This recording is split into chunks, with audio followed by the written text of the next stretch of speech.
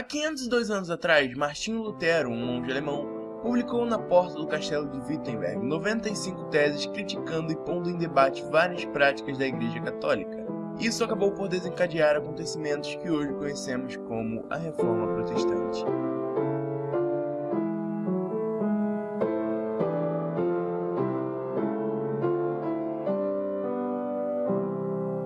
Voltemos ao século XVI. A Europa tinha acabado de sair da Idade Média, estavam surgindo novos ideais, novas políticas. O absolutismo estava ganhando força, o que fez com que os reis entrassem em conflito direto com a Igreja Católica, que até então detinha o poder. Os nobres e camponeses também não estavam muito felizes com a Igreja, já que ela possuía a maior parte das terras e ainda cobrava impostos muito altos. Para completar, a burguesia, que tinha surgido com o fim da Idade Média, também não ia muito com a cara da Igreja, porque ela condenava a usura, o acúmulo de lucro. Beleza, mas o que os teólogos achavam da Igreja? Bom, nos séculos passados apareceram algumas pessoas que se opuseram às práticas da Igreja Romana, como John Wycliffe e John Huss, mas eles não conseguiram mudar tanta coisa assim.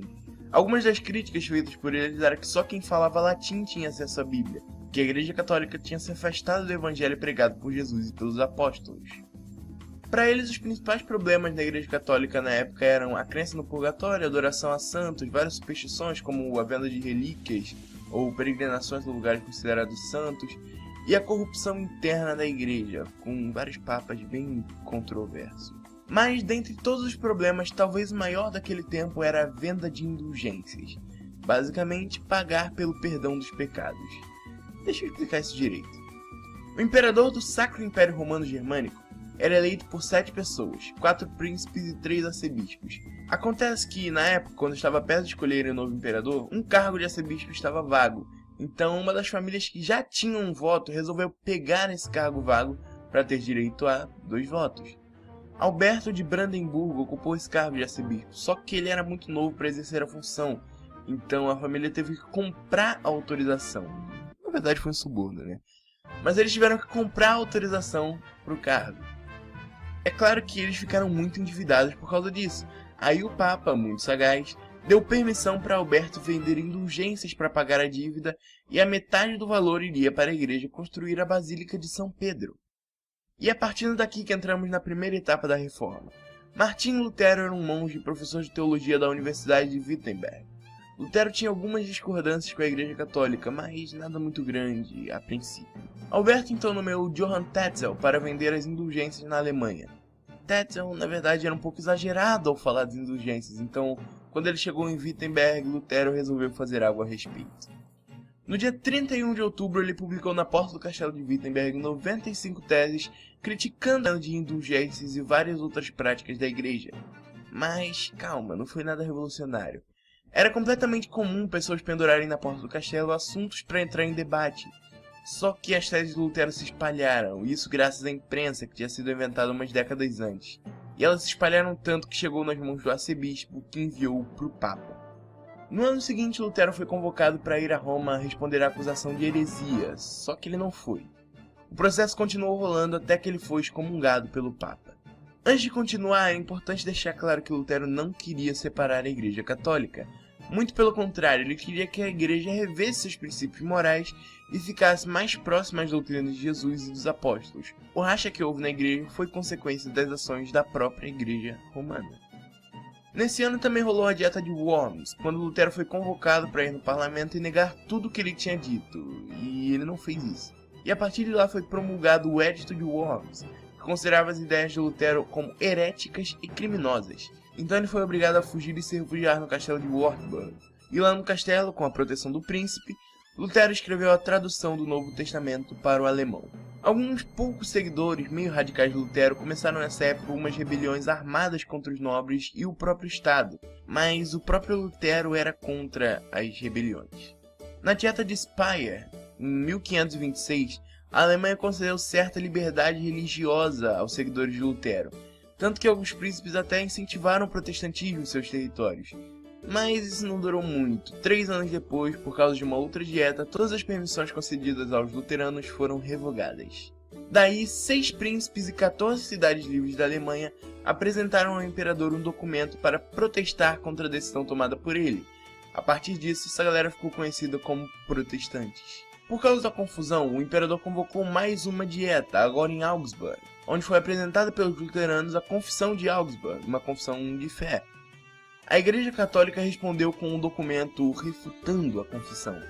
Como tréplica, os luteranos iriam apresentar a Apologia da Confissão de Augsburg, mas o imperador rejeitou. Do mesmo jeito, eles publicaram 2 documentos que se tornaram a Confissão Oficial de Fé das Igrejas Luteranas, e elas passaram a atuar mais nos territórios dos príncipes convertidos ao luteranismo. Nessa confissão foram sistematizadas as ideias de Lutero da Bíblia, como a justificação pela fé, que diz que o homem não é salvo por seus méritos próprios ou obras, nem indulgências, mas a salvação vem única e exclusivamente de Deus. O matrimônio do sacerdote, que colocava fim ao celibato obrigatório, agora os pastores, reverendos, padres e afins luteranos poderiam casar se quisessem. Inclusive o próprio Lutero casou. O fim do culto aos santos. Lutero acreditava que não se deveriam prestar qualquer adoração ou fazer orações a santos, somente a Cristo. E 2 ordenanças deixadas por Jesus, o batismo e a ceia. A confissão é muito grande, então é só um básico aqui. E a igreja luterana não ficou apenas na Alemanha. Vários outros países também adotaram as reformas de Lutero, como Dinamarca, Suécia, Finlândia, Noruega e outros aí. Martinho Lutero não foi o único reformador, mas um dos principais foi João Calvino. Ele atuou bastante na Suíça, em Genebra. A cidade se transformou em uma espécie de centro do protestantismo na Europa, e de lá saíram muitos líderes e pós-reformadores. As maiores atuações de Calvino, no entanto, foram no campo de teologia, com seu sistema teológico, o calvinismo, junto com toda a sua teoria da predestinação. Mas relaxa, eu não vou explicar o sistema calvinista porque ele é muito extenso e eu posso acabar fazendo alguma caricatura sobre o assunto, que não é minha intenção. Aliás, esse é um vídeo de história, não de teologia. Talvez a parte mais bugada da reforma tenha acontecido lá, na Inglaterra. Os luteranos e os calvinistas estavam chegando aos poucos em solo inglês, tanto que o Novo Testamento já tinha sido traduzido para a língua, mas foi o próprio rei que reformou o país. Henrique VIII era bem católico, tanto que ele escreveu um livro contra Lutero, que fez ele ganhar o título de Defensor da Fé pelo Papa.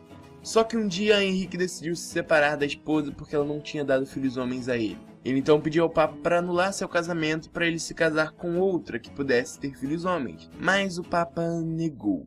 Por isso foi aprovado pelo parlamento o Ato de Supremacia, que rompia completamente com a Igreja Católica. Assim nasceu o anglicanismo, e o rei foi considerado o protetor e único chefe supremo da Igreja da Inglaterra. A partir daí, os católicos começaram a ser perseguidos e executados no país.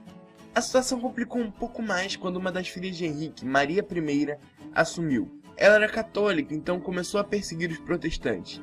E como você deve imaginar, a perseguição aos protestantes só acabou quando Isabel I assumiu e consolidou a reforma na Inglaterra. A própria igreja anglicana é diferenciada.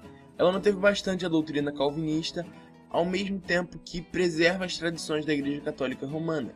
Toda a hierarquia, cargos eclesiais, os sacramentos, e isso tornou o anglicanismo um pouco diferente das outras igrejas da Reforma, como os luteranos, presbiterianos, batistas. E o que a Igreja Católica fez com isso tudo? Ficou assistindo e comendo pipoca? Como resposta, a Igreja Romana convocou o Concílio de Trento, que iniciou a chamada Contra-Reforma, que tinha por objetivo conter a reforma. No concílio, dentre as muitas coisas que foram resolvidas, eles reafirmaram as tradições, os sacramentos, a justificação pelas boas obras, o uso da Bíblia apenas em latim, construíram vários seminários para os padres e proibiram a venda de indulgências, que foi o grande mote da reforma. Outra coisa que foi muito importante para manter a igreja de pé foi a oficialização da Companhia de Jesus, os jesuítas, que tiveram um papel muito importante na conversão das colônias dos países católicos, inclusive o Brasil. O concílio também restaurou a Inquisição, que permitia matar quem os católicos consideravam hereges. Mas talvez valha um vídeo só para isso. Para finalizar, aqui vai uma breve sistematização das doutrinas protestantes, as doutrinas que unem todas as denominações derivadas da Reforma, chamados 5 solas. Sola Scriptura, somente a Bíblia, a revelação de Deus, é a regra de fé e prática da Igreja. Sola Gratia, a salvação é somente pela graça e vem de Deus. Sola Fide, a justificação é pela fé e pela fé somente, não por meio de boas obras. Solus Christus, Jesus Cristo é o único mediador entre Deus e os homens, e não existe salvação fora dele. Por fim, toda a glória de tudo que há no universo é devida única e exclusivamente a Deus. Soli Deo Glória. Espero de coração que vocês tenham gostado desse vídeo. Se gostaram, já sabem, deixa o like, compartilhe o vídeo com seus amigos, deixem aí um comentário, uma crítica, uma sugestão. E muito obrigado se você assistiu até aqui. É nóis. Tchau.